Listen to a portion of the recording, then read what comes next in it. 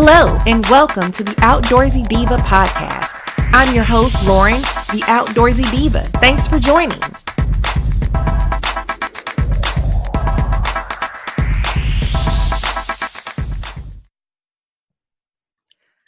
Hello, and welcome to the Outdoorsy Diva podcast. We have a very special guest with us today, continuing our series on Black travel business owners.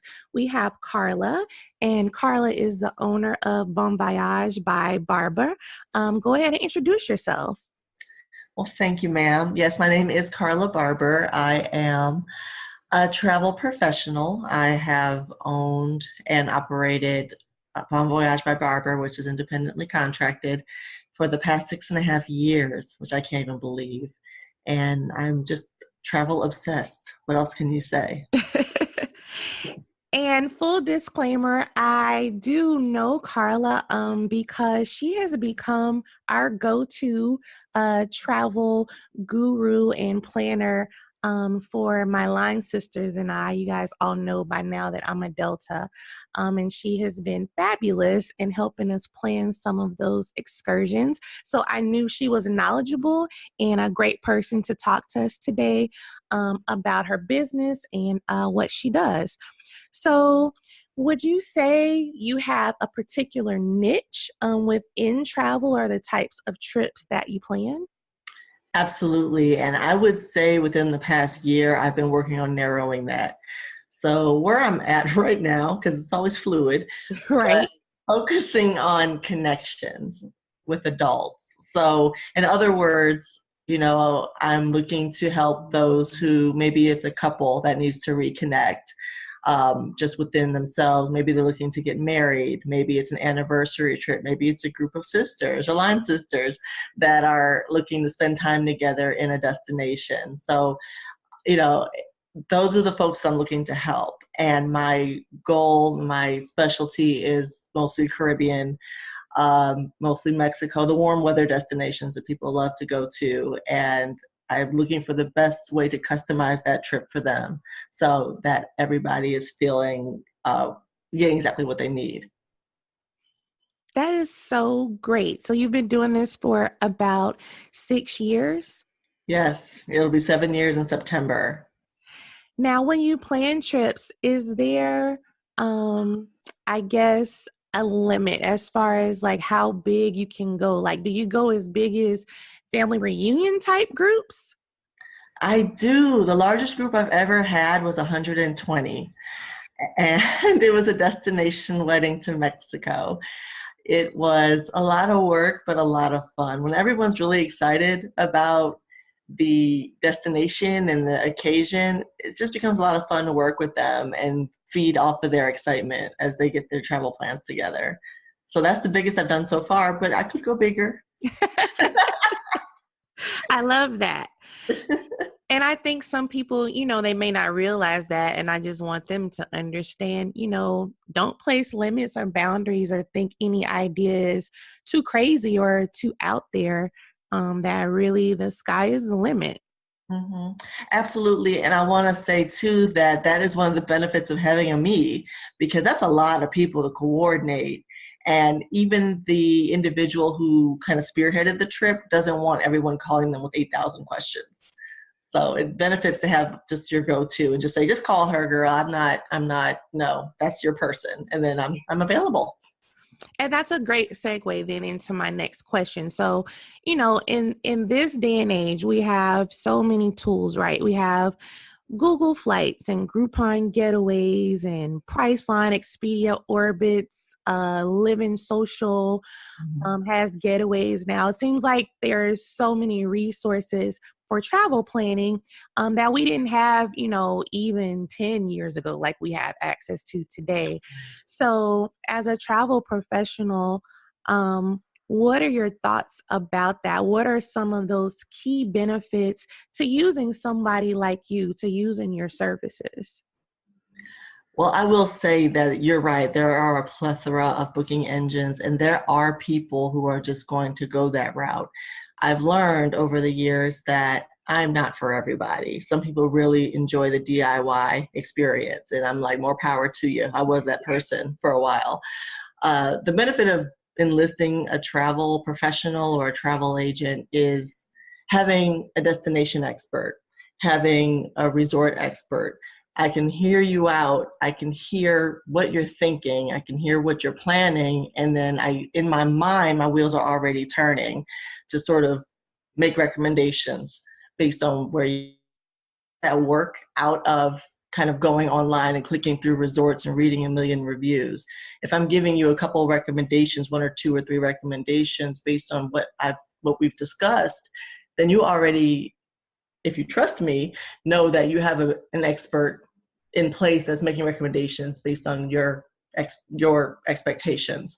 That's why I refer to myself as a travel customizer, a customized travel planner, because I'm listening to you and making recommendations, not out of my own prejudices or preferences, but because of what you've told me.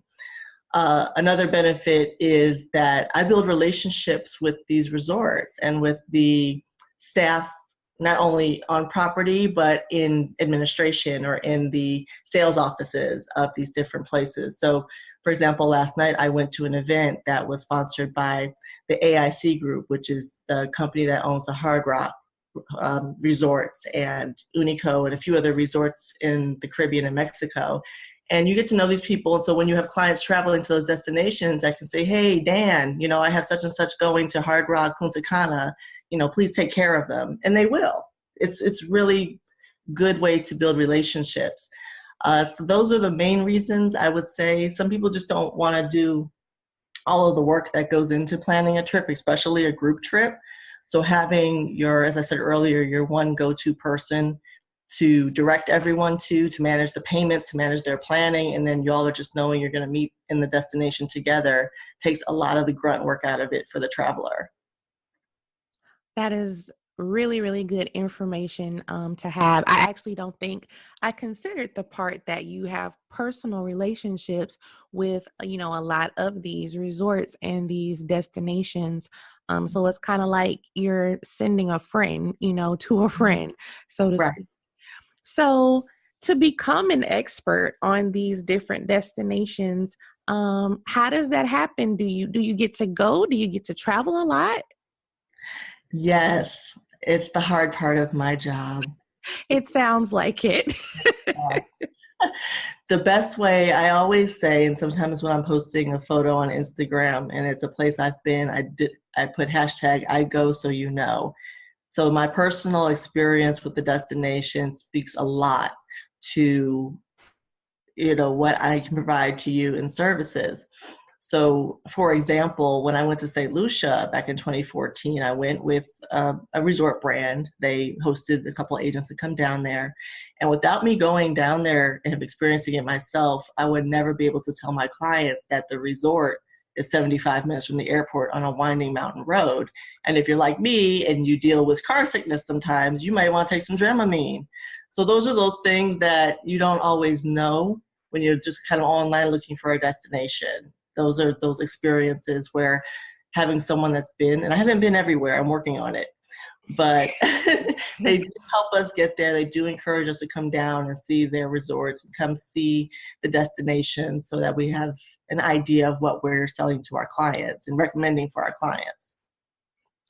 And I'm sure that also helps you to be discerning, right, into what you're willing to recommend for your clients. Yes, because I don't want to put my name next to a crappy product. The most expensive vacation you book is a terrible one because you got nothing out of that experience whatsoever. And I don't want you looking at me like it was her fault. She recommended the resort. Sometimes it gets a little dicey when, because my goal too is to also match your budget. And I don't want to recommend something that's falling outside of your parameters. But if the budget is such that I can't find a resort I feel comfortable recommending, sometimes I'll just say, I don't think I'm the person to help you. And that's not easy to do, but that's my name on the line, and that's kind of your trust in my services if I send you to a terrible place. And I love the honesty. I guess I would hope that they are receptive to understand that, maybe this means do you maybe recommend an alternative destination that might fit better for their budget? Always, always. Usually we start the consultation, with that number in mind. And so I can offer a few options, but if they're dead set on going to Bora Bora, but only have $4,000 to spend, I might say you may want to stay and spend on this side of the world. And I'll offer some recommendations based on what they're looking for and find a comparable solution to that. And I guess, what are some of the special touches that you add? I know personally, just because I have gone on some of your trips, but tell our listeners some of those really special personal touches that you've done for some of your past clients, to make it really special that, they may not have gotten if they had planned the trip on their own. Absolutely. So as you may know, the resort did the whole balloon arch for your trip, which still blows my mind that they went above and beyond. I always like to reach out and say, this is what's going on. So whether it's a couple on their anniversary trip, they get to the room and the room is already decorated with rose petals that says happy anniversary, or they have a special wine basket or a champagne basket waiting in the room because it's their birthday. Those sorts of things that they wouldn't have necessarily known without, if you just book it online, they wouldn't have known if I hadn't reached out to the resort directly and said, look, this is what they're celebrating. This is the date of the event. And if there's whatever you can do, I always, unless it's a very specific request, I do let the resort sort of do what's within their parameters to do. I can't say this happens a lot, but I'm always like, hey, if there's any way to, if it's a bride and groom and they're eligible for an upgrade, like, let's go ahead and see what we can get them. And I had a bride and groom upgrade to a butler suite last year at one of the Sandals resorts. So it's these sorts of things. Yes. So thank y'all. So it can't always guarantee that they're going to happen, but by establishing those relationships, the resort gets to know me and they say, okay, Carla's sending someone else and we really appreciate it. Let's take care of her clients. And it's a great way to make their vacation memorable for the traveler as well. And the balloon arch that she mentioned, Carla planned a trip to celebrate our 10th anniversary in Deltaland in Panama. And unfortunately, my son was graduating from college and in heavy football recruitment at this same time of year. And I had to cancel and I couldn't go. I was heartbroken. But I did see the pictures, and my task was to make us go viral on social media is what I was asked to do, just because of me being a blogger and an online influencer. And they were through the roof about this balloon arch that greeted them when they got to the resort, and they had our line name like up on signs and screens. They treated them like absolute royalty at this resort, and it was all because Carla helped coordinate a lot of that. They had goodie bags and everything set up waiting for them, so it just looked and I'm sure felt really special. I felt special even though I wasn't there. I did still get my bag because I had already reserved. So I felt like I was there too. And it was really great that, we were able to have that picture has been seen by tens of thousands of people in travel groups. And recently it was actually in Essence magazine. So shameless plug, go Carla. Oh my God. When I saw the Essence picture, I spazzed. I couldn't believe it. That was so exciting that happened. I was too. The power of the internet, right? Okay. It is a tool out here. And so now, we have to keep it real for a lot of people who just have never used any type of travel service. And I'm sure they're going to want to understand, how does this differ or change their cost when they're planning a trip with a business like yours versus themselves. So I guess, can you kind of give people a ballpark maybe of what they should expect as far as planning a trip utilizing your services? Absolutely. I would be happy to. I'm very transparent about this actually when I'm dealing with someone that hasn't worked with an agent before, because there are misconceptions. I mean, many people think that we don't exist anymore. So to know that we're all, and there's a lot of us out here, but most of us are home based now. You don't really see the storefront anymore. But I digress. First of all, make sure I'll make it clear there's no fee for travel services, my travel services. I am located in the state of Florida. And in the state of Florida, per the seller of travel law, we are not allowed to collect a fee for travel planning services. So there's no hidden costs with using a travel agent. No matter who you book a trip with, whether it's Royal Caribbean, whether it's Expedia, Travelocity, whomever, there is always a commission built in going to somebody. So it's either going to, with me, it's going to the travel agent. It's already built into the cost, or it's going to the CEO of Expedia to buy the BMW. You know, it's going somewhere. Right. So there's no additional cost for anyone to contact me, use my services. The only time there is sometimes a fee, that's with destination wedding planning, because it's just the wedding part of it and coordinating all those services. And you know, I do book weddings here and there, and those are increasing. And so I do disclose that, and those are optional. So if the bride and groom just wants the cookie cutter, you know, get my guest there, I don't need all the bells and whistles that you're talking about, then they don't have to pay that fee. But if they want a little bit extra on the trip, then that's something that we do negotiate.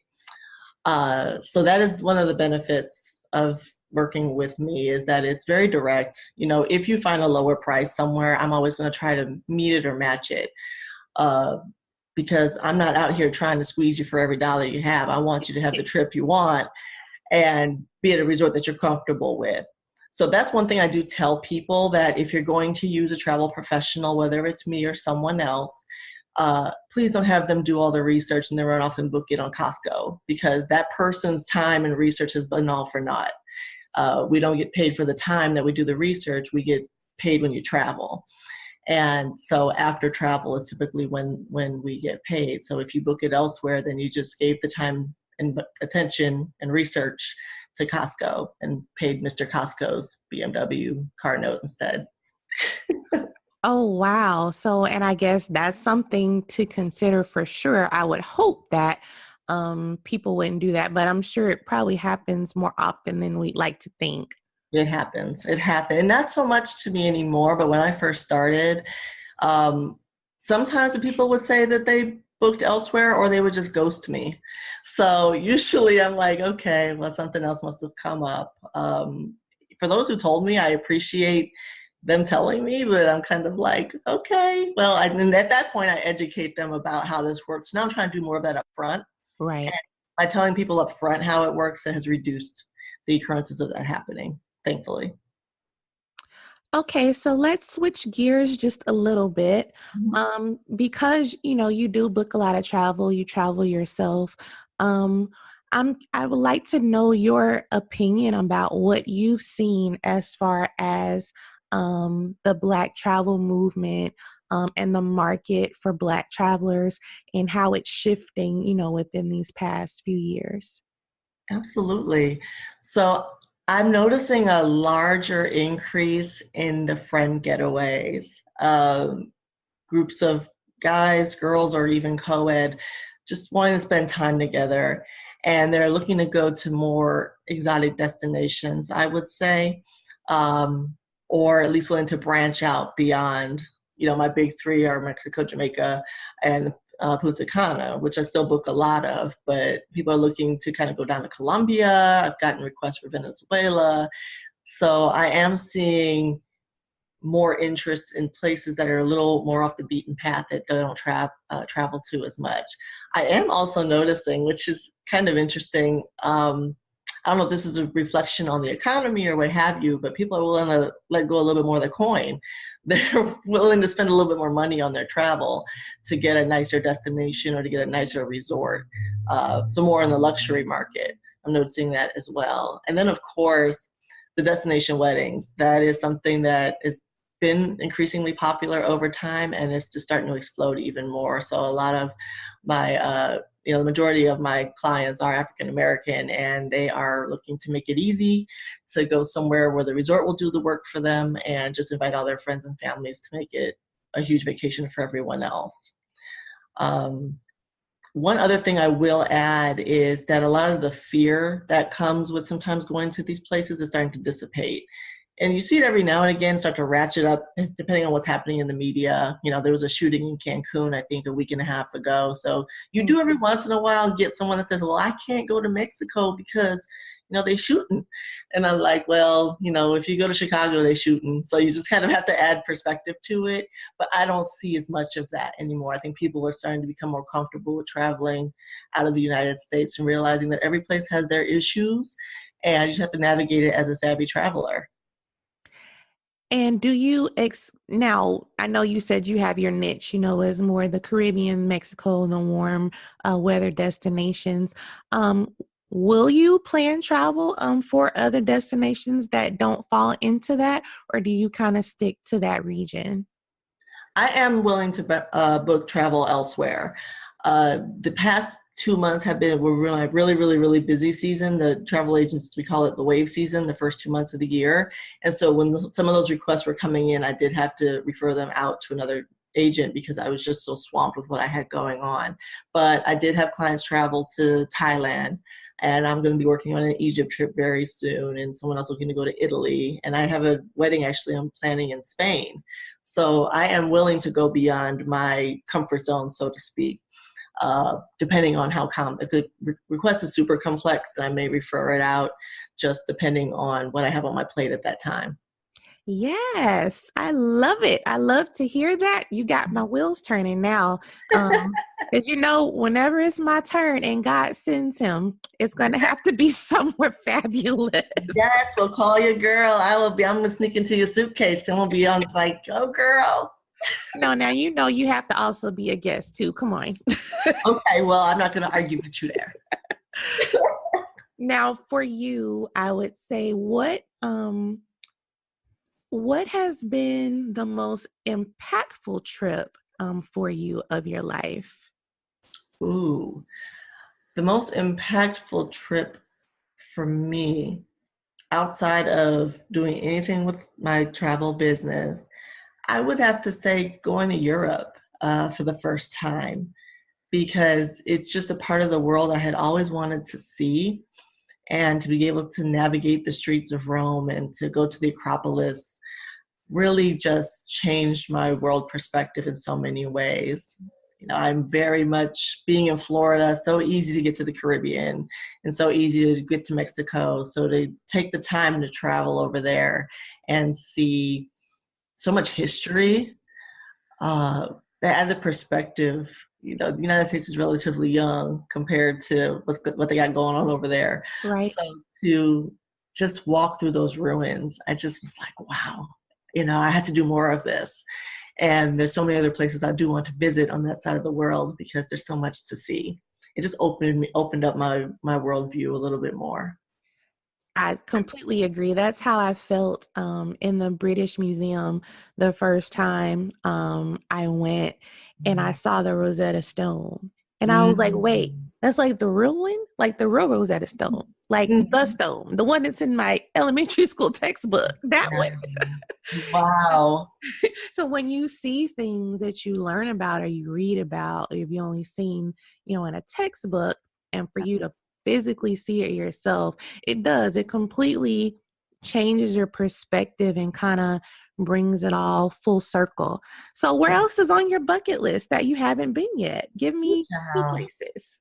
Well, some of this is also speaking to my husband's bucket list too, but that's okay, because we got to do it together. So the trip to Europe that we did, it was a Mediterranean cruise actually, and we were supposed to port in Cairo, and this was in 2012. That's when all of the civil unrest was going on, and they rerouted us to Istanbul.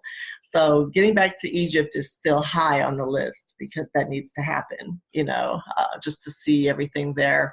I would love to get to Australia to experience just, I don't know, standing in front of the Sydney Opera House and just being there is really high on my list.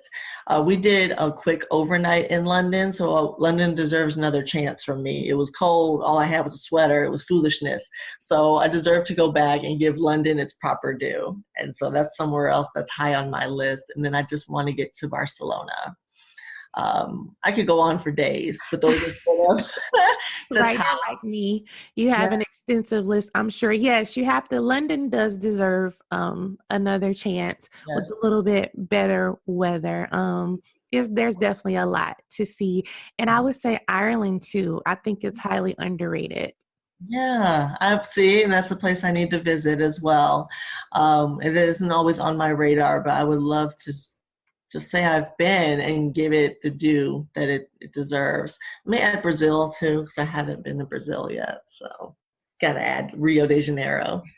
And I'm dying to get to Ghana myself to Yeah. finally make that pilgrimage to go back home. As one of my former guests said, to go see mama, Yeah. check on mama. Yes. Yeah, I am. I feel like there's so much world to see and there's not enough time to do it. Exactly. I didn't even get down there yet in terms of my list. I was kind of going through the world in my head. But yeah, that's absolutely, I do want to see South Africa as well. I want to go to Johannesburg. So, oh girl, there's so much to do. So little time. And what advice would you give for our listeners out there who, may be thinking about planning a trip or be apprehensive about planning a trip? What would you say? I would say, one, you may want to enlist, no plug, but you may want to enlist a travel professional or an expert that can alleviate some of those concerns based on where they're looking to go, where you're looking to go. Talk through it, talk about what those concerns are and see how rooted they are. Whether it's how that location has been portrayed in the media may not be reflective of what's really going on. I was talking to a good friend this morning who did a missions trip in Lebanon, and she lives in Thailand right now. And when she got ready to go to Lebanon, she got a lot of pushback from people saying, "Oh, the place is terrible." And she said, that's only because of what you've heard or what you know. So, take some time to hear about it, learn about it, and see what the concerns really are and if they're rooted in truth. But also, if it's a financial concern, I didn't say this earlier, but one of the benefits of working with a travel professional is we can space out your payments. So if the apprehension comes from the cost, travel is totally attainable. Whether it is a situation where you're making payments toward the trip or if you're just looking for something within a certain budget, just get with someone that can help you put it together and see what the real numbers look like. And in that's really great. I'm glad you brought that up. And do you also help with airfare and finding flights? I do, but not standalone. Because what I find, like right now, we're got Hopper going looking for flights to Jamaica because in terms of standalone air, I can't really get too much of a deal other than what you'll find online, unless we're talking about complex international travel. In that case, I might be able to help you out. But usually what I try to do is roll the airfare into the package that we're working on together, and that all can be rolled into the payment plan or payment process. Okay. So it was so great to have you, Carla. I'm so happy. I think people definitely learned some things that they didn't necessarily know. I know that I did. So let everyone know where they can find you, how they can get in contact with you to plan a trip, website, social media, all that good stuff. I'd be happy to. So I'm on Instagram at BVB Travel, B as in boy, V as in victory, B as in boy travel. My website is the same. It's www.bvbtravel.com. And on the website, you can request a quote to just get the planning process started. There's an online form that you'll fill out just to give me the information, and then we can schedule a phone consultation if you want, or if you work better via email, we can do it that way too. I also have a Facebook page, which is Bon Voyage by Barbour. And, we have the fancy spelling of Barbour, Barbour, but you can find me there as well. Those are my 3 most active places where you'll find me on social media. And don't worry, I will have all of those links listed in the show notes, so you'll be able to find Carla easily. Thank you again for joining us today. Oh, it was my pleasure. Thank you for having me. I really appreciate the opportunity and time talking to you. Thank you so much for listening. I hope that you enjoyed this episode. And if you did, make sure you subscribe to the Outdoorsy Diva podcast. Be sure to check out Misadventures of an Outdoorsy Diva blog on OutdoorsYDiva.com. You can also keep up with me and my adventures, so check out all of my social channels. Find Outdoorsy Diva on Facebook, Twitter, Instagram, and Pinterest.